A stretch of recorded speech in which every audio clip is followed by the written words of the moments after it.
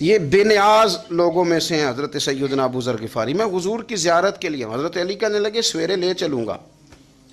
انسان بزدل نہیں ہوتا، ہر انسان بزدل نہیں ہوتا، اور بلا وجہ ٹکراؤ کی پالیسی بنا لینا یہ بھی سیانے لوگوں کا کام نہیں۔ حکمت کے تقاضوں کے مطابق چلنا یہ بھی دلیر لوگوں کا ہی کام ہوتا ہے۔ حضرت مولا علی کہنے لگے صبح لے کے چلوں گا، پر حالات ٹھیک نہیں۔ شرارتی لوگ ہر جگہ ہوتے ہیں، اگر کوئی شرارتیوں کا ٹولہ ملا نا جو کھڑا ہوگا جاسوسی کرنے کے لیے کہ حضور کی طرف کون کون جائے، تو میں نیچے جھکوں گا جوتے کا تسمہ ٹھیک کرنے کے لیے، لیکن آپ نے نہیں کھڑے ہونا، آپ نے چلتے رہنا ہے تاکہ کسی کو شک نہ ہو۔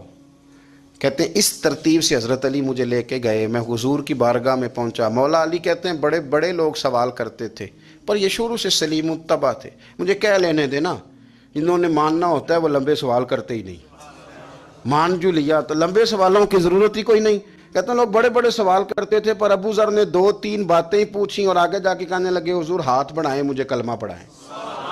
نبی پاک صلی اللہ علیہ وسلم نے کلمہ پڑھایا، فرمایا باہر جا کے نا ابھی ذکر کرنا کہ تم مسلمان ہو گیا، یہ ماریں گے۔ عرض کی حضور انہیں مارنے دے، میں آیا بھی مار کھا نہیں ہوں، انہیں مارنے دے نا۔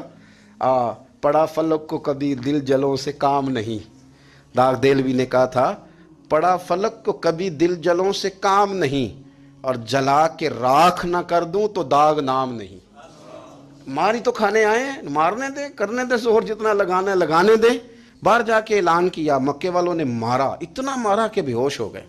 پھر کسی نے بتایا کہ تم نے گزرنا بھی ہے ان کے علاقے سے، بنو غفار سے، پھر ان کا پتہ بھی ہے یہ لوگ بڑے سخت ہیں، پھر چھوڑا۔ تباً بڑے جلالی تھے، زاہد مزاج تھے، فرماتے تھے کہ جو تمہاری ضرورت سے زیادہ ہے وہ سارا صدقہ کرو۔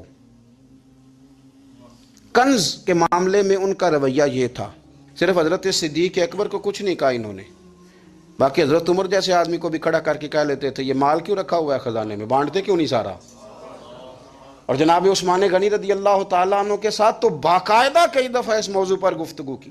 وہ کہتے تھے کہ جب اللہ کہتا ہے قرآن میں کہ مال دولت جمع نہیں کرنی، تو وہ جو لوگ تھے وہ بھی بڑی شانوں والے تھے، وہ کہتے تھے کہ اللہ نے جب زکوٰۃ فرض کی تو مال جمع ہوتا ہے تو زکوٰۃ فرض ہوتی ہے نا، جب فطرانے کا کہا تو مال ہوتا ہے تو فطرانہ آتا ہے نا۔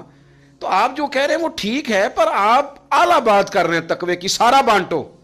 تو حضرت ابو ذر غفاری کہتے تھے چلو ٹھیک ہے تمہاری بھی بات مان لیتا ہوں، پر یہ بتاؤ مدینے والے کا اپنا طریقہ کیا ہے؟ کہ بھئی حضور کا طریقہ تو وہی ہے جو آپ بتا رہے ہیں۔ تو فرمانے لگے پھر اس رستے نہ چلیں جو رستہ مدینے والے رسول کا ہے۔ اور حضور سے، نبی پاک سے عشق کرتے بڑا کھل کے۔